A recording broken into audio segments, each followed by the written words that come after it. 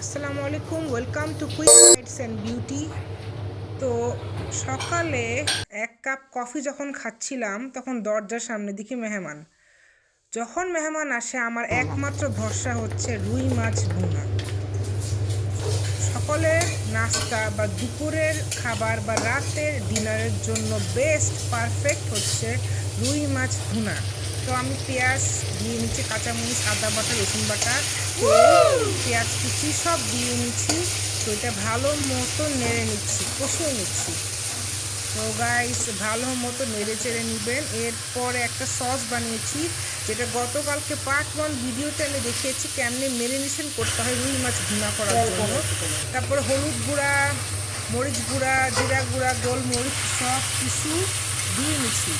তারপরে 6 টুকরা রুই মাছ কাটা পিস আমি ঢেলে নিছি। এখন এটা মেইন পার্ট হচ্ছে ভালো মতো নেড়ে নেওয়া। পরে পেঁয়াজের বেরেস্তা দিয়ে নিছি। পেঁয়াজের বেরেস্তা কোনোভাবে মিস করা যাবে না, না হলে এই শেফ স্টাইল রুই মাছ ভুনা কখনো সম্ভব হবে না। তারপরে কাঁচামরিচ কুচি দিয়ে নিচ্ছি। এই পর্যন্ত।